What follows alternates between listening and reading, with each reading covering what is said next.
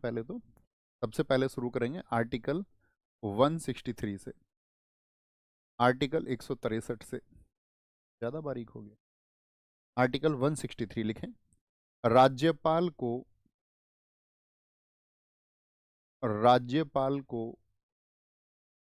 अब उसमें 89 जोड़ते चलना, 74 जे में जो आपने पढ़ा था उसमें 89 जोड़ते चलना। ओके, राज्यपाल को सलाह देने के लिए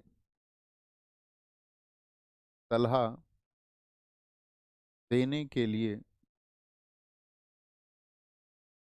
देने के लिए एक मंत्री परिषद होगी, एक मंत्री परिषद होगी। सलाह या सहायता, जो भी शब्द आप जाने। There shall be a council of ministers, COM, मंत्रिपरिषद को क्या बोलेंगे, council of ministers, to advise and aid governor. अब क्वेश्चन यहां पर भी आएगा, तो जैसे केंद्र में व्यवस्था की गई है कि जो राष्ट्रपति है वह सलाह मानने के लिए बाध्य था, यस और नो, आप कहेंगे हाँ जी बाध्य था, तो उस तरह राज्य में राज्यपाल जो होगा वो जो मंत्रिपरिषद सलाह देगी उसको मानने के लिए बाध्य होगा। लेकिन इसके लिए ये मत सोच लेना कि 44वें संविधान संशोधन से बाध्य होगा, इसके लिए केस लिख लेना, कहीं छोटे से शब्दों में लिखना, ठीक है, क्योंकि उन चीज़ों को हम विस्तार से तो आपको बता ही चुके हैं। तो ये सलाह क्या है, ये बाध्यकारी है, बाइंडिंग है। ये सलाह कैसी होगी, नोट करना, ये बाइंडिंग है। और इसको बाइंडिंग किया गया था किससे, आपका बाइंडिंग किया गया था नवाब केस से, ठीक है, याद रख लेना, नबाम केस से। इसको क्या है, नबाम केस से, नबाम केस अरुणाचल प्रदेश, इसको क्या कर दिया गया था, बाइंडिंग कर दिया गया था कि भाई ये बाध्य होंगे। अब दो क्वेश्चन आपके माइंड में आएंगे। कल मैंने बताया कि पहला क्वेश्चन मुझे बताएं, राज्यपाल हर एक स्टेट का होगा या नहीं होगा। आप कहेंगे जी हाँ, आर्टिकल 153 में ये बात कही गई थी कि प्रत्येक राज्य का राज्यपाल होगा। ऐसा हो सकता है कि कोई राज्य एक से अधिक राज्य का हो, लेकिन होगा तो सभी राज्यों में ना, ठीक है।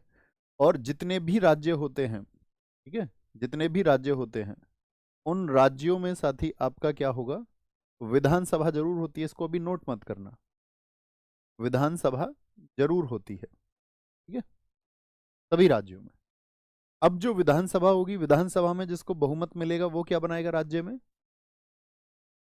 राज्य में जिसको बहुमत मिल जाएगा उसी की क्या हो जाएगी, सरकार हो जाएगी। अब जिसकी सरकार बनेगी उसी सरकार में क्या होगा, वो अपने मंत्री बनाएगा, जो मैंने बताया था मंत्री परिषद। बताओ मंत्री परिषद कितने प्रतिशत से अधिक नहीं हो सकती, प्यारे साथी, एक भी प्रावधान अलग नहीं होगा, एक भी प्रावधान अलग नहीं होगा। बताएंगे एक बार, क्या बोला मैंने, मंत्री परिषद जो होगी वो कितने प्रतिशत से अधिक नहीं हो सकती, 15% से अधिक नहीं होगी। बहुत ठीक आंसर आप सारे लोगों ने दिया। तो ये वही मंत्री परिषद है जो सलाह देने का काम करेगी प्रत्येक राज्य में अपने अपने राज्यपाल को। ओके, कोई दिक्कत, इतनी छुटकी सी बात थी, इसी को हमको जानना था।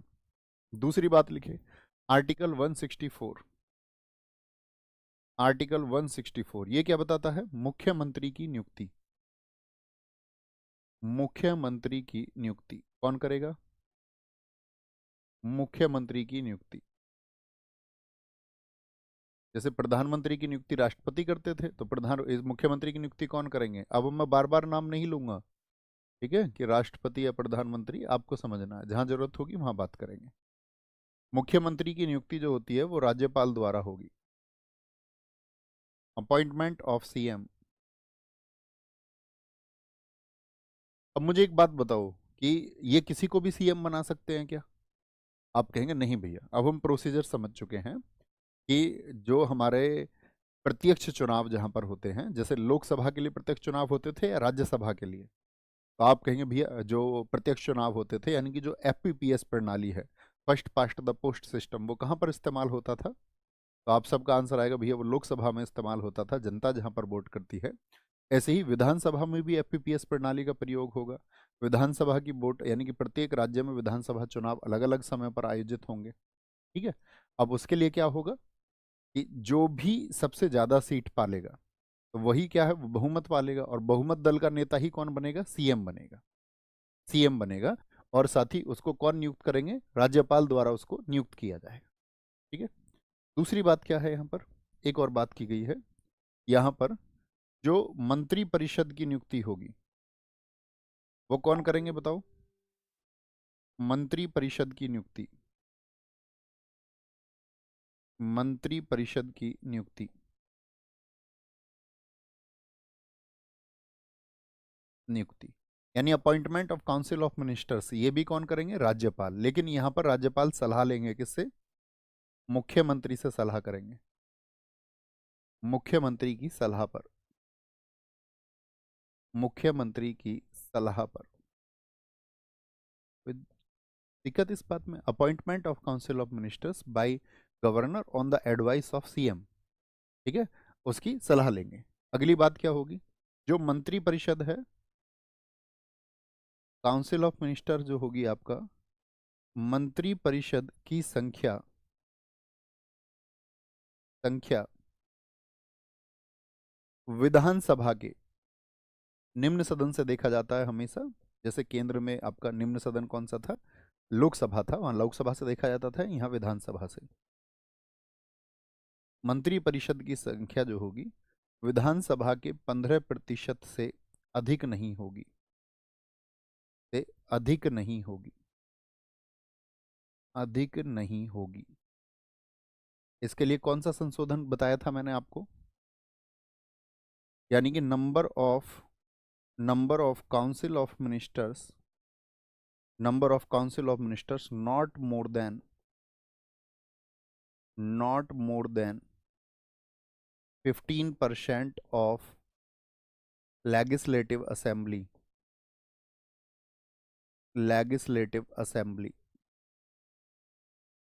उससे ज्यादा नहीं होनी चाहिए। तो इसके लिए संशोधन था 91वां संविधान संशोधन। सारे साथियों ने एकदम ठीक आंसर दिया है। मुझे बहुत खुशी होती है जब आपको कुछ चीज़ पढ़ाई जाती है, बड़े धैर्य के साथ, संयम के साथ आपने पढ़ी और आप उसके आंसर एकदम से परफेक्ट देते हैं। ठीक है, तो दिक्कत। अगली बात क्या होगी, मंत्रिपरिषद की संख्या होगी। अब यहाँ पर हम एक बात करेंगे आपका, कि यहाँ पर एक बात और बताई गई है कि मंत्रिपरिषद की जो संख्या है वो न्यूनतम भी बताई गई है।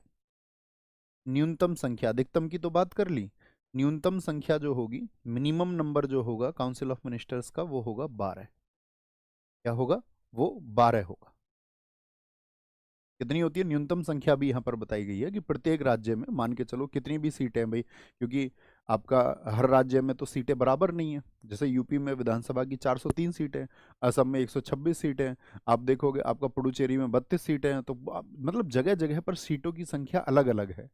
अब उसका 15% देखेंगे तो ऐसा भी होगा कि कुछ जरूरी मंत्रालय है वही सबको नहीं मिल पाएंगे, तो एक व्यक्ति को क्या ज्यादा मंत्रालय देने पड़ेंगे। तो उसका सॉल्यूशन किया गया कि एक मिनिमम नंबर भी बताया गया, एक कम से कम संख्या भी बताएगी कि कम से कम कितने होंगे, 12 होंगे।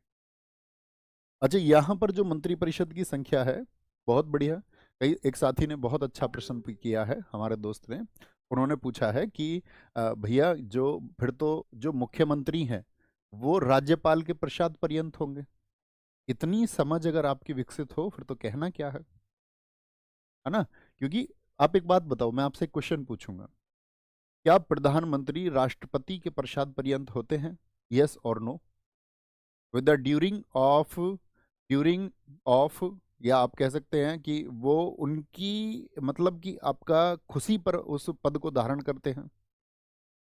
आप कहेंगे हाँ जी करते हैं, तो सीधी सी बात है। क्योंकि क्या होगा, देखो जब किसी के पार्टी के पास बहुमत है तो बहुमत दल का नेता ही तो सीएम होगा। लेकिन मान के चलो कि भाई कभी आपका उसका बहुमत नहीं रहा, तो बहुमत साबित करने के लिए क्या होता है, फ्लोर टेस्ट होता है कि भाई आप दिखाओ आपके पक्ष में इतने बहुमत है या नहीं है ना। तो फ्लोर टेस्ट होगा, तो बहुमत दिखाने के लिए वो बताएंगे कि भैया मेरे पास बहुमत है और नहीं है। तो मैंने क्या कहा था, दूसरे सबसे बड़े दल को न्योता देंगे कि भाई आप अपना बहुमत सिद्ध करो, और वो भी नहीं कर पाते हैं तो फिर क्या होगा, फिर तो दोबारा से चुनाव कराने पड़ेंगे, री इलेक्शन होगा। अच्छा मुझे बताओ, जिस दूसरे दल को न्योता दिया जाता है तो उसको कितने दिन के अंदर अपना बहुमत सिद्ध करना होता है, ये बताया गया था आपको? तो 1 माह के अंदर, 1 महीने के अंदर उसको अपना बहुमत यानी कि मेजोरिटी अपनी प्रूव करनी होती है, नहीं तो री इलेक्शन होंगे। और फिर क्या होगा, विधानसभा को भंग कर दिया जाएगा। यानी कि विधानसभा को भंग कौन कर देंगे वहां पर? राज्यपाल कर देंगे, क्योंकि बहुमत नहीं है। ठीक है, तो बहुमत ना होने की स्थिति में उसको भंग किया जा सकता है। 30 डेज बहुत बढ़िया। अब देखो यहाँ पर मैं आपको क्या बात बताना चाह रहा था। तो अब ठीक है ना, मैं, आप एक बार थम्स अप करो, मैं आपसे ये उम्मीद कर सकता हूँ ना कि बस आपको, देखो अभी मैं अगले पेज पर बताता हूँ क्या कॉमन डिफरेंसेस होंगे। अभी इतनी बात समझे कि जो मंत्री परिषद है, अब मैंने बताया कि उसकी संख्या 12 होगी, लेकिन कुछ राज्यों के लिए विशेष प्रावधान है। कुछ राज्य कैसे, उनको किनारे पे लिखना। जहां पे जो जनजातीय क्षेत्र हैं, जनजातीय क्षेत्र कौन कौन से हैं हमारे? उड़ीसा, यहां पर एक बात का ध्यान रखना होगा, उड़ीसा, झारखंड, उड़ीसा हो गया, झारखंड हो गया, छत्तीसगढ़ हो गया और एमपी हो गया। यहाँ पे जनजातीय क्षेत्र बहुत ज़्यादा है। मध्य प्रदेश, इन राज्यों में जब मंत्री परिषद बनेगी तो वहां पे याद रख लेना, एक एक जनजातीय मंत्री होगा। उन 12 में से अगर कम से कम भी हैं, या 15% वाले नियम पर भी एक जनजातीय मंत्री जरूर रखना। एक जनजातीय मंत्री अवश्य, ये लिख लीजिए, एक जनजातीय मंत्री अवश्य। यानी कि a tribal minister is mandatory, minister is mandatory. अब ये प्रावधान तो आपको समझना होगा क्यों किया गया है, क्योंकि यहाँ पर जो जनजातियां हैं वो बहुत पिछड़ी हुई हैं, और एक व्यक्ति जरूर ऐसा होना चाहिए मंत्रिपरिषद में जो इनके पिछड़ेपन के बारे में विचार करे और ये देखे कि ये जातियां कैसे उन्नति कर पाएंगी। यानी कि उनकी प्रोग्रेस भी होनी चाहिए, ऐसा ना हो कि वो आपका बैकवर्ड है तो बैकवर्ड ही रह जाए। अब बाकी के लोग क्यों देखेंगे? क्योंकि आपने राजनेताओं में तो अक्सर देखा होगा कि राजनेता तो क्या करते हैं, वो अपने जाति विशेष का बहुत ध्यान रखते हैं, अपनी जाति के लोगों को कई बार मंत्री बनाते हैं। कई बार ऐसा होता है अपनी जाति के वोट बैंक को बहुत सुरक्षित रखते हैं। ऐसा होता है कि नहीं होता है, बताओ? आप कहेंगे हाँ, जनरली तो ऐसा होता है और सभी पार्टियां करती हैं, कोई भी पार्टियां इसमें गुरेज नहीं करती। इसीलिए ये प्रोसीजर बना दिया गया भाई, ये लोग तो पिछड़े रह जाएंगे। अब यहाँ पर पहले बिहार भी हुआ करता था। आप कहेंगे भैया जो आपका बिहार था, लेकिन जब बिहार से झारखंड को अलग कर दिया गया, पहले इसमें बिहार भी होता था, बिहार को इससे हटा दिया गया था। बिहार को इससे हटाया गया था 2006 में, क्योंकि जब देखा गया कि ज़्यादातर जनजातीय क्षेत्र तो झारखंड में चला गया, तो एक संशोधन हुआ था 2006 में, 94वां संविधान संशोधन, 94th कॉन्स्टिट्यूशनल अमेंडमेंट। तो बिहार को खत्म कर दिया गया था। अब वर्तमान में कितने राज्य हैं? तो आप कहेंगे जो जनजातीय क्षेत्र वाले, उड़ीसा, झारखंड, छत्तीसगढ़ और एमपी। यहाँ पर जब कभी भी आपका मंत्रिपरिषद का गठन होगा जिसमें कम से कम 12 सदस्य होंगे और अधिकतम विधानसभा के 15% से अधिक नहीं होते, उनमें एक जनजातीय मंत्री को जरूर रखा जाएगा। बात क्लियर है? बात क्लियर है? इतनी बात में कोई दिक्कत, कोई परेशानी किसी भी साथी को? यहाँ तक की बात में किसी को कोई दिक्कत नहीं होनी चाहिए। फिर हम ये बात तो हम समझ गए। अब हमारा आता है एक इंपॉर्टेंट पॉइंट, मैंने आपको बताया था महाधिवक्ता, उसको समझेंगे, फिर विधानमंडल को समझेंगे। नोट बनाना, राज्य का महाधिवक्ता। बच्चों मेरी आपसे रिक्वेस्ट है, प्रार्थना है, आप अपने आप को भटकाया मत करो कभी भी। कुछ साथी क्या, 2-4 बच्चे ही होते हैं जो अतिरिक्त बातों में लगे रहते हैं। कभी मत खुद को उलझाओ, संयम रखो। राज्य का महाधिवक्ता, राज्य का महाधिवक्ता यानी कि एडवोकेट जनरल, इसको हम बोलते हैं एडवोकेट जनरल। क्या होता है एडवोकेट जनरल? आप बताएं, आप इस पद की तुलना केंद्र में किस व्यक्ति से करेंगे या केंद्र के किस पद से करेंगे? आर्टिकल भी मैं आपको बता देता हूं, आर्टिकल 165 में है ये। तो किससे तुलना करेंगे? कौन व्यक्ति है? तो 89 रूल याद रखना है। तो केंद्र में किससे तुलना कर लेंगे आप इसकी? आप कहेंगे जो हमने आर्टिकल 76 में पढ़े थे, यानी कि महान्यायवादी। तो महान्यायवादी का कार्य क्या था? महान्यायवादी का कार्य यह था कि वो क्या करता था, आपका केंद्र सरकार को, आपका केंद्र सरकार के लिए एक सर्वोच्च अधिकारी होता था और केंद्र सरकार के बचाव का कार्य करता था, या आपका जो कोर्ट थे उनमें क्या करता था, केंद्र सरकार की पैरवी करता था। यानी कि उनके बचाव पक्ष का वो सबसे प्रमुख वकील होता है, या उनके बचाव पक्ष का सबसे प्रमुख अधिकारी होता था।